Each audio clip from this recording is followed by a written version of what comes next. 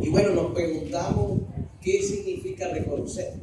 Y dice que es examinar con cuidado algo o alguien para enterarse de su identidad, naturaleza y circunstancia.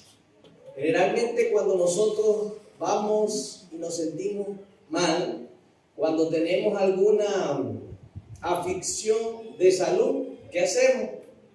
Nos vamos y nos reconocemos con el médico. Y el médico nos empieza a examinar, nos empieza a preguntar, nos pregunta hasta por mamá, por papá, por nuestros abuelos, de cómo está su salud. Empieza a hacer un reconocimiento y empieza a hacer a profundizar sobre cada detalle de nosotros. ¿Para qué? Para saber de dónde viene el problema. Entonces, cuando nosotros reconocemos algo, identificamos la raíz del problema. Entonces, es importante reconocer. Y esa palabra es quizá fuerte porque en los problemas matrimoniales siempre se dice ese eslogan, es que tú nunca reconoces lo que haces. Entonces, hoy queremos saber que reconocer nos da la victoria. Reconocer nos permite sacar el problema de nuestra vida. Como les dije, vamos para el médico nos reconoce y nos dice su problema es esto, su problema es lo otro, y aparte de reconocer los problemas nos da unas instrucciones. ¿Qué nos da? Una receta, nos envía que nos inyectemos, nos coloca dieta, ¿ok? Entonces, al reconocer hay instrucciones que tomar y también hay medidas, no solamente es reconocer, porque por ahí también dicen, no, pero es que tú siempre estás con las mismas circunstancias, y la respuesta que decimos reconociendo es que yo soy así y ya. Es que me tienes que soportar porque yo soy así. No, tenemos que reconocer y empezar el tratamiento para empezar a ser transformado, para empezar a ser cambiado. Si no reconocemos y no someternos al tratamiento, vamos a seguir enfermos. ¿Y quién quiere seguir enfermo todo el tiempo? ¿Quién quiere estar con un dolor de cabeza todo el tiempo? Si la causa del dolor de cabeza son los chicharrones, ¿qué vamos a hacer? ¿Vamos a seguir comiendo chicharrones? No, le bajamos dos. Pero el detalle es que el chicharrón nos da dolor de cabeza. Lo dejamos por una semana y luego la otra semana nos comemos lo de esa semana y lo de la semana pasada.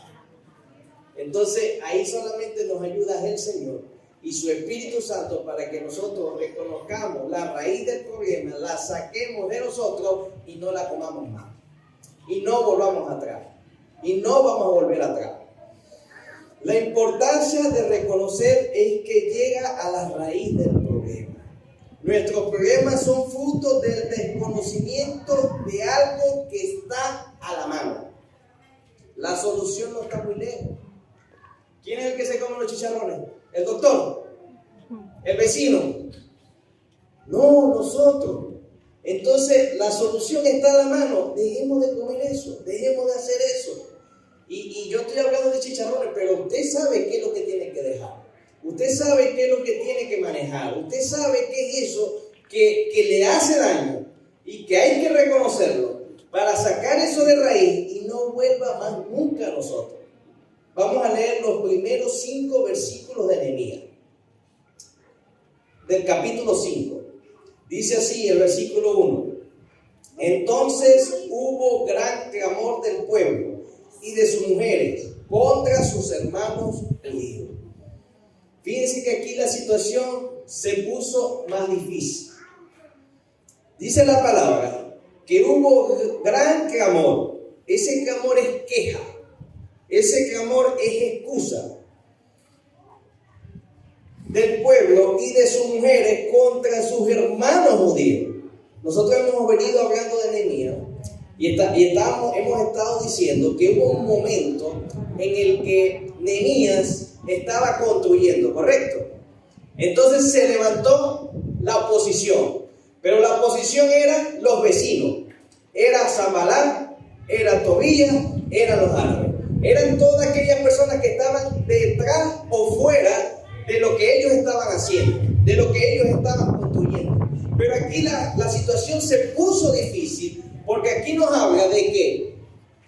Entonces hubo gran clamor del pueblo. ¿Quiénes se estaban quejando? El pueblo. Y de sus mujeres contra sus hermanos judíos. Ellos se estaban quejando contra ellos mismos. Ellos estaban colocando oposición contra ellos mismos. Es muy distinto, escúcheme bien, es muy distinto la oposición externa. Es muy distinto la oposición que tenemos de la puerta de la casa para afuera. Es muy difícil la oposición interna. Jesús lo decía, si una casa está dividida, ¿cómo va a prosperar? No prospera. Allá afuera de la casa que tenemos, crisis económica, pandemia, situación país. Eso es allá, y esa es la posición con la cual todos nosotros nos enfrentamos. Pero lo difícil del asunto es cuando esa oposición y resistencia se nos mete a nuestro hogar.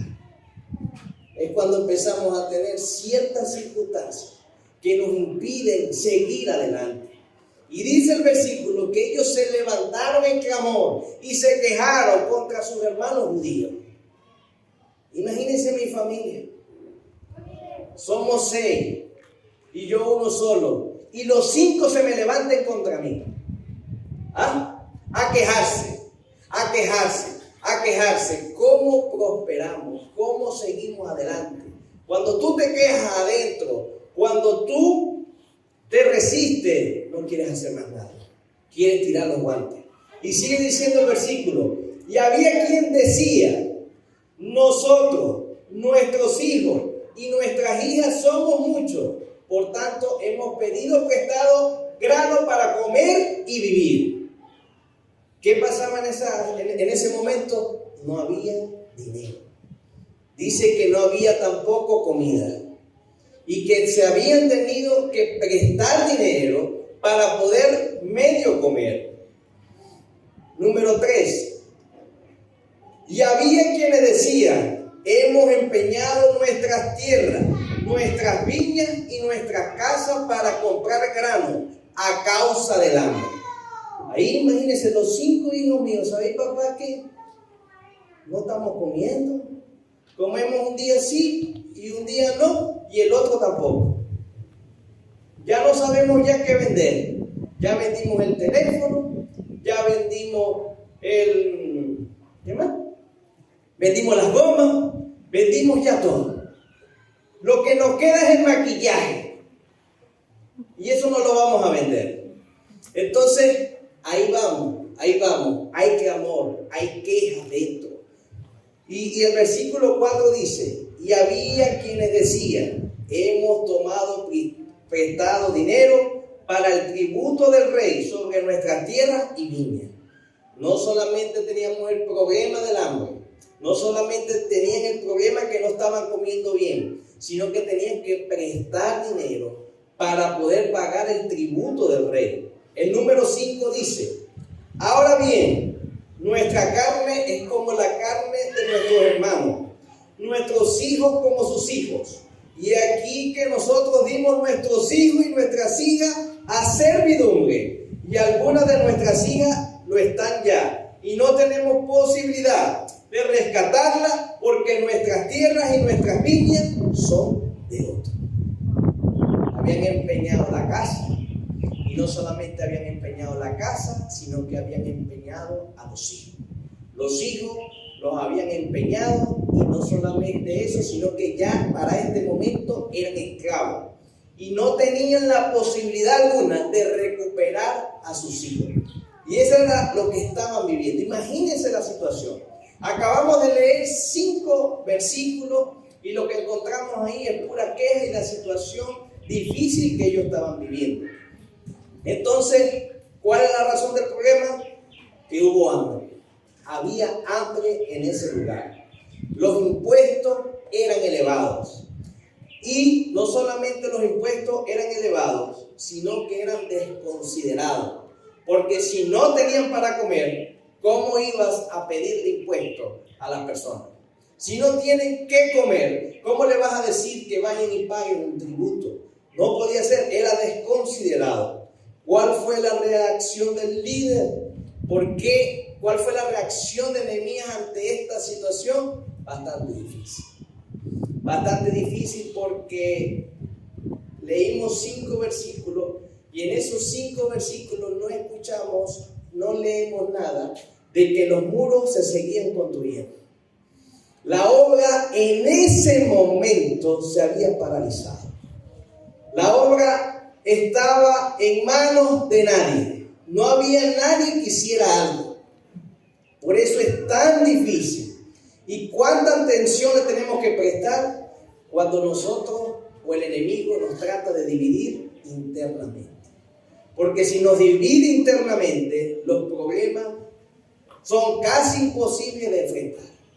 Muy distinto es que nosotros batallemos con los problemas externos, pero los problemas internos nos dañan, porque nos quitan la fuerza para nosotros ir atrás. Entonces la obra se había detenido. ¡Wow! No sé qué pudiera usted decir, hombre de casa, cuando usted llega a casa a las 12, después de trabajar, después de un día bastante fuerte, y usted llega a las 12 de la casa y usted se sienta a la mesa esperando el almuerzo y le dicen que no hay comida. Y le dicen, no hay comida. La obra se paró. La obra se detuvo. Yo no sé qué puede estar diciendo usted, pero eso es como que la catástrofe para mí. No hay comida, no hay nada que hacer. Qué difícil cuando las cosas se detienen. ¿Cuánta ira nos da? ¿Qué es lo primero que preguntamos? ¿Por qué se detuvo? ¿Por qué no hay comida? ¿Por qué no lo logramos? ¿Por qué es un trabajo en equipo? ¿Por qué no se logró?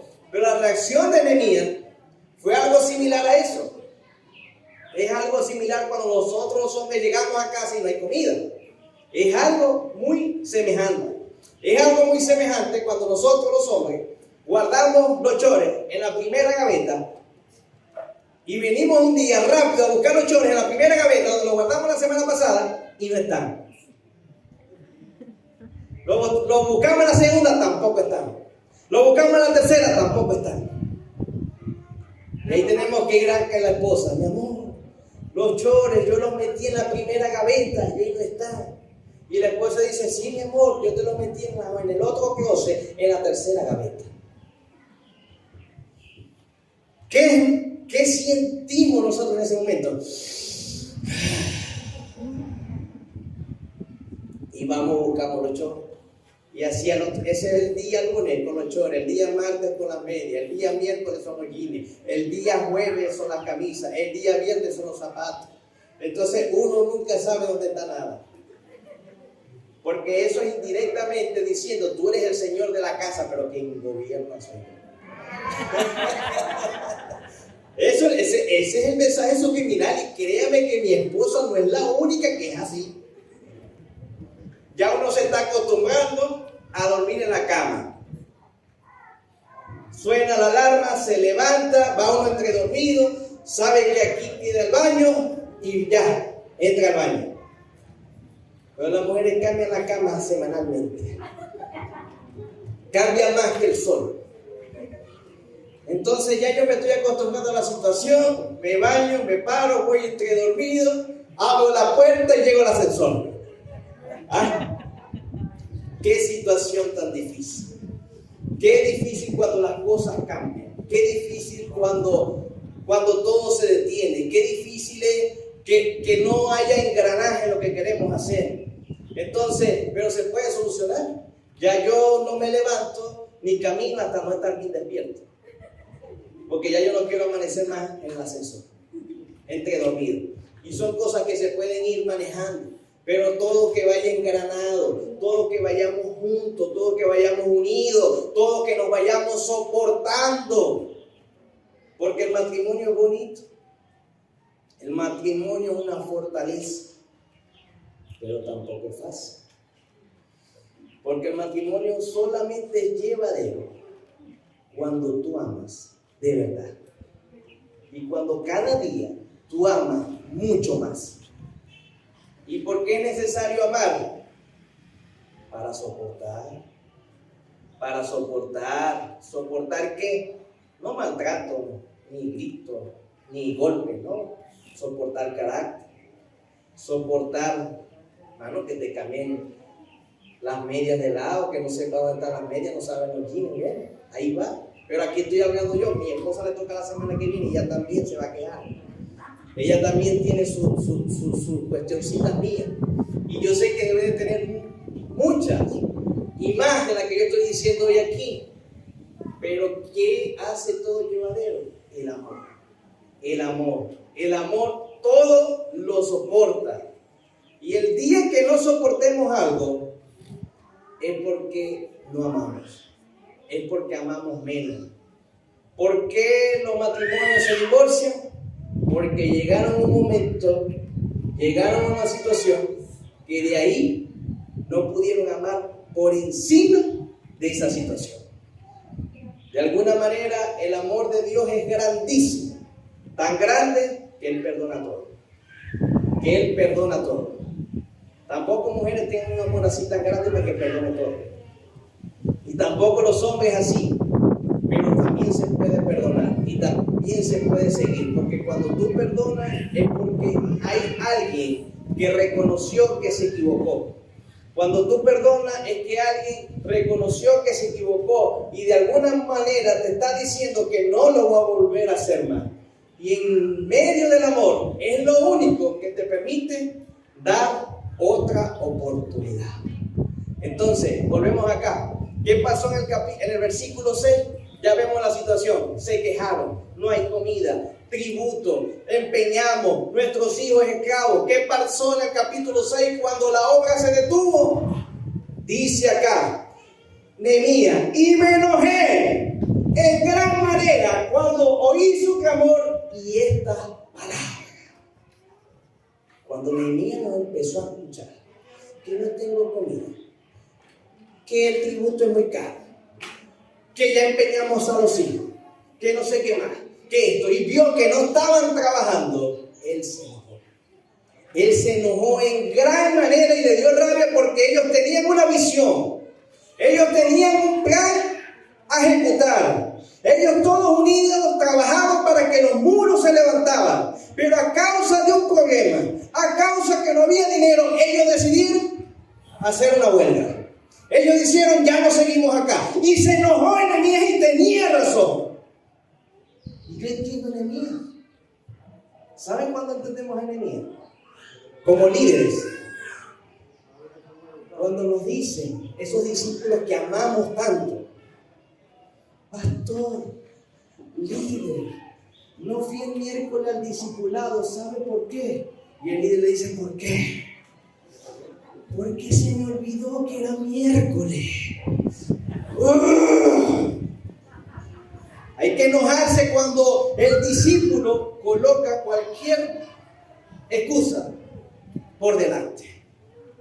¿Cuántas veces no nos han dicho, pastor, líder, no fui al discipulado porque no tenía que comer?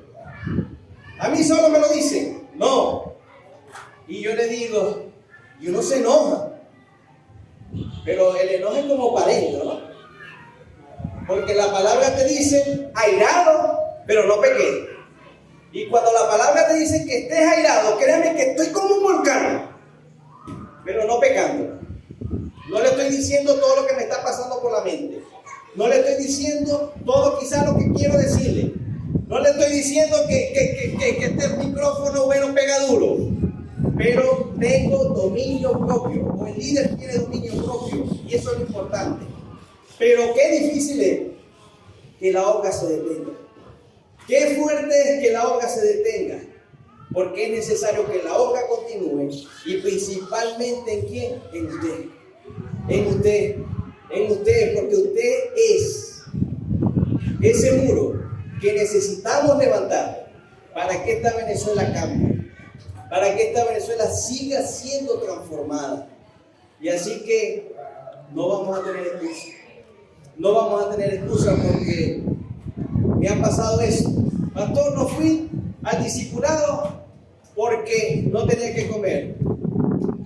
Mijo, ese día hicimos un compartir. Ese día hicimos un compartir y todos comimos y comimos comida. Entonces muchas veces nosotros perdemos la bendición por no dar el paso. Pero créame que si usted no tiene para comer, usted ha pasado todo el día en blanco y aún usted hace el esfuerzo de ir al discipulado, Dios lo va a recompensar. Dios lo va a recompensar. Dios le va a dar un premio. Créame que le va a dar tremenda bolsa de comida. Y va a ser el Señor. Seguimos. Cuando no hacen un discipulado por una fiesta. ¿Qué pasó, líder? ¿Cómo está el discipulado? No, pastor, no lo hice. ¿Y eso qué pasó? No, es que usted sabe que cumplí años fulanito de tal. ¿Ah? Eso es de tener la obra. Imagínense unas personas dispuestas a discipularse. Unas personas dispuestas a ser transformados. Y el líder decide suspender el discipulado por una fiesta. Haga la fiesta, pero mantenga el discipulado. Y así lo hemos hecho en Carnaval, donde hemos discipulado. Ha habido fiesta. Hacemos el discipulado, bueno, ahora vamos para la fiesta. Ahora vamos para la fiesta y ahí compartimos. Pero la obra no se puede detener. Y usted tiene derecho a enojarse. ¿Por qué nos enojamos? Cuando por causa de una celebración no asistimos los domingos a la iglesia. Llegamos el domingo, mi esposo y yo, nos acostamos y empezamos. Y fulanito, y sultanito, bueno, vamos a decirle Pedrito no fue. No, yo no lo vi. ¿Tú lo viste? No, yo lo vi. Guay, ¿qué le pasaría? Vamos a llamarlo. Y cuando tú te metes aquí a las redes sociales, ¡pum!, te aparece un estado. Allá está Pedrito. Ya sabemos por qué no vino Pedrito. Ya sabemos por qué no vino Pedrito. Y nosotros nos asustamos y empezamos a orar, a interceder cuando vemos un estado. 15 años de no sé qué más, qué tal, que esto aquí, en la calle 40, avenida 20. Ay, Dios mío. Ya mañana algunos cuantos van a faltar. Ya mañana algunos cuantos van a detener la obra. Y uno, con ese corazón, que uno le pide al Señor todos los días que se parezca más al del Señor, porque todavía preguntando por Él, todavía no le pregunta, mijo, ¿qué te pasó? ¿Por qué no asististe? Pero verlos ahí que se distrajeron por una fiesta, ¿cómo no enojarse? Tenemos que enojarnos. ¿Por qué? Porque la obra no se puede detener. Se puede ir para la fiesta que quiera los días sábados. Se puede acostar a la hora que sea. Y usted viene al servicio. Y si usted se duerme aquí con estos gritos, usted se levanta. O si no, le echamos agua bendita. Para que usted se ponga de pie y se despierte. Pero la obra no se puede detener. Ni por una fiesta. Ni porque nos sentimos mal. Ni porque me diga, pastor, es que miren, toda la noche yo estuve en el baño. Y usted viene así, venga así. Ahí hay baño. Ahí hay baño. ¿Hay papel? Sí hay papel. ¿Ven? No hay excusa. No hay excusa que nosotros le podamos colocar al Señor para no cumplir con la obra. Para que esto no siga adelante. No, tenemos que continuar. Porque la palabra dice que no seamos como aquellos que dejan de congregarse, que lo toman por costumbre, dice la palabra. La palabra dice que es necesario que nos discipulemos. La palabra dice que es necesario que nosotros evangelicemos. Y por eso nos enojamos. Nos enojamos con autoridad y moral para decirle a alguien correctamente por qué no estás discipulando. Para decirle a alguien por qué no estás evangelizando. Y no venga a decirme que tiene hambre. No venga a decirme que no tenga tiempo, porque la palabra está escrito. Entonces muchas veces nosotros caemos en problemas y en situaciones difíciles. ¿Sabe por qué? Porque nos olvidamos de la palabra. Porque la palabra lo dice clarito. La palabra nos habla y nos confirma de que es necesario que nosotros discipulemos, que es necesario que nosotros tengamos un líder. La palabra dice clarito que es necesario que nosotros nos vengamos a congregar, que es necesario, y la palabra es la autoridad y tiene que ser nuestra guía, tiene que ser nuestra brújula. La palabra tiene que ser nuestra constitución, la palabra tiene que ser la base para todas nuestras decisiones. ¿Y dónde conocemos la palabra?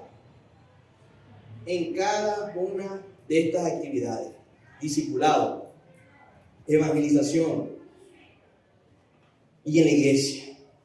Entonces, estas personas tenían un problema. ¿Qué problema tenían? Tenían hambre. Estas personas estaban en huelga. Estas personas habían dejado todo botado. Y Nehemías se enojó. Se enojó porque ¿cómo era posible que ellos estaban pagando intereses? ¿Cómo era posible que ellos hayan tenido que empeñar sus propiedades? ¿Cómo era posible que ellos tenían que empeñar a sus hijos? Imagínense, Nehemías, ellos llegaron a Jerusalén, se establecieron, todos los muros derribados, pero ellos llegaron a Jerusalén, volvieron a Jerusalén, porque ellos estaban cautivos, ellos estaban en Babilonia y allá eran esclavos. Entonces les da la libertad, están aquí en este lugar, y aparte de eso empiezo yo a prestar dinero a mis hermanos, y no solamente a prestar, sino a cobrarle intereses sobre intereses, a empeñar sus propiedades, siendo hermanos, siendo de la misma genealogía de Abraham, y empezar a comerse ellos mismos. Nosotros aquí en Venezuela tenemos muchas circunstancias difíciles.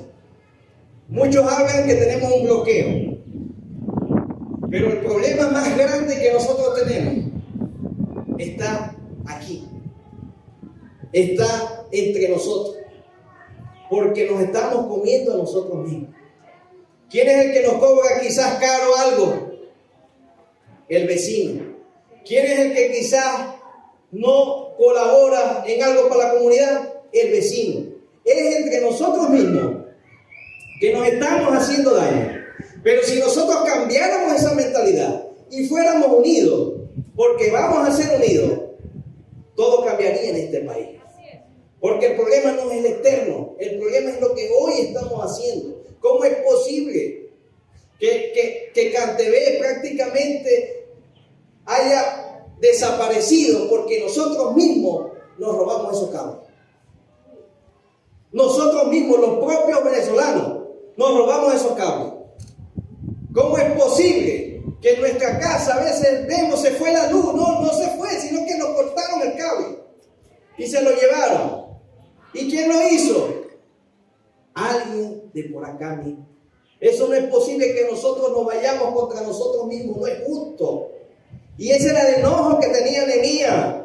Pero Nehemías les decía: ¿cómo ustedes pueden estar haciendo eso si nosotros venimos de la cautividad y estamos aquí en nuestra tierra, en Jerusalén, donde somos libres, y aún ustedes practiquen lo mismo que nos hacían allá? Entonces Nehemías se fue a la palabra. En Deuteronomio 23, versículos del 19 al 20, dice así: esto se plasmó en este libro 1000 años antes que Nehemías estuviese en esa situación. No exigirás de tu hermano interés de dinero, ni interés de comestible, ni de cosa alguna de que se suele exigir interés. Del extraño podrás exigir interés, mas de tu hermano no lo exigirás. Hace 1000 años el Señor había establecido que a nadie se le podía cobrar interés. Y ellos estaban 1000 años después en una situación porque se estaban cobrando interés unos a otros. ¿Cuál era el problema que ellos tenían ahí? Que no habían reconocido la palabra.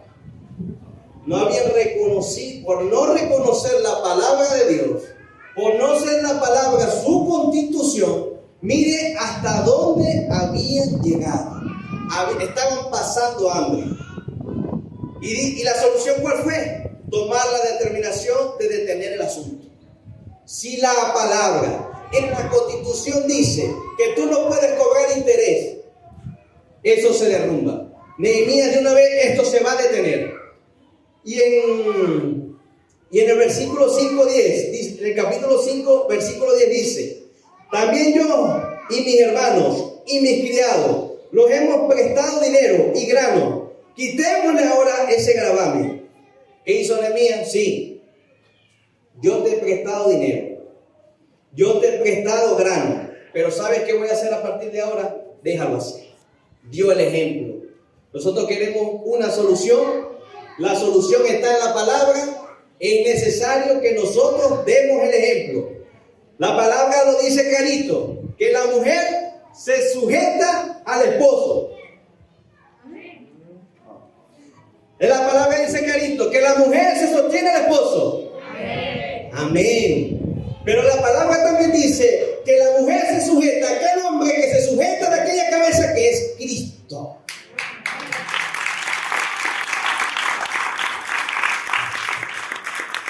Entonces, si yo quiero que mi esposa, que Guadalupe, se sujete a mí, ¿qué tengo que hacer yo? Sujetarme a Cristo. Y si yo no me sujeto a Cristo y quiero que ella se me sujete, no lo voy a lograr. Entonces, es necesario que nosotros siempre demos el ejemplo. Y Nehemías, ¿qué dijo? Todo lo que me deben, déjenlo así. Número 2, declarar los planes de corrección prometidos delante de Dios. Nehemías 5:12.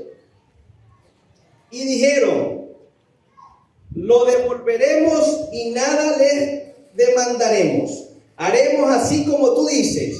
Entonces convoqué a los sacerdotes y les hice jurar que harías conforme a esto. Créanme que no hay nada más difícil que decir algo en público. Créanme, no hay nada más difícil que decir que hay que celebrar el 14 de febrero. Porque hasta yo iba contando los días. Dios mío, Dios mío, Dios mío. Porque cuando uno dice algo en público, tienes que cumplirlo, tienes que hacerlo. Y por eso es tan importante, y tan necesario, para que se terminen todos los problemas conyugales, el matrimonio. Porque el matrimonio es una celebración pública, donde tú le dices a tu amigo, a tu vecino, a tu familia, que tú has decidido casarte con tu mujer. Y como es un compromiso público, es casi que irrevocable. Y los que están casados saben que es así. Es casi que irrevocable. ¿Por qué? Porque es una celebración pública. Porque todo lo que hace público tiene más fuerza, tiene más fortaleza. El enemigo no lo derriba.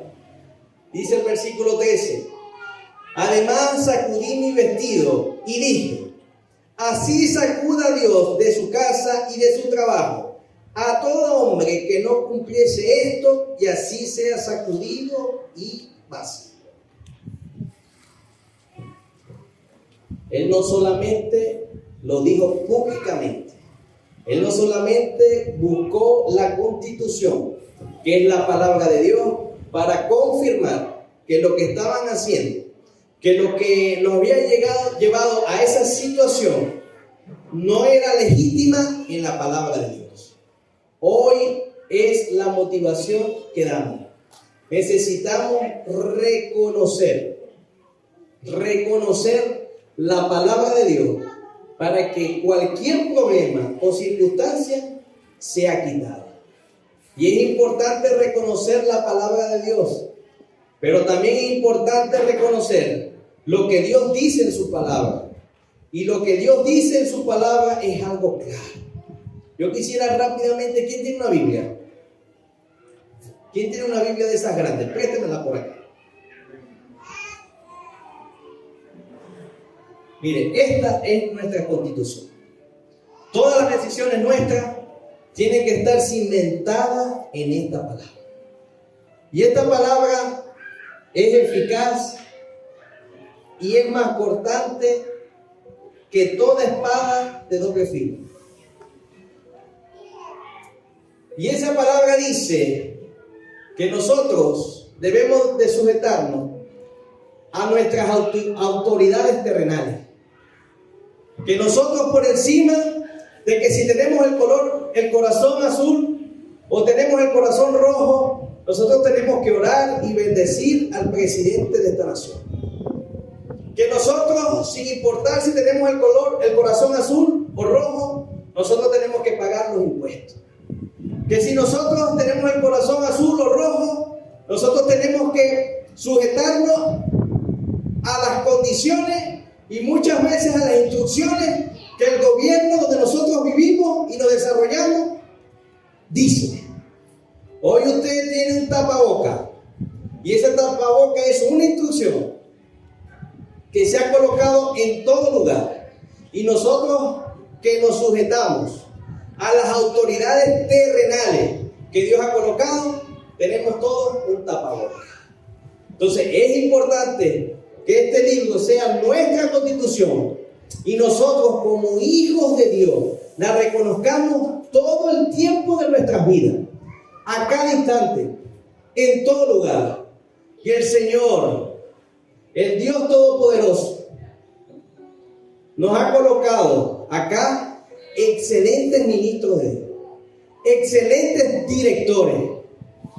Y si nosotros hoy tenemos un tapabocas, porque un presidente, sea de la religión que sea, pero es el presidente de Venezuela, nosotros acatamos esa instrucción, ¿cómo no reconocer cualquier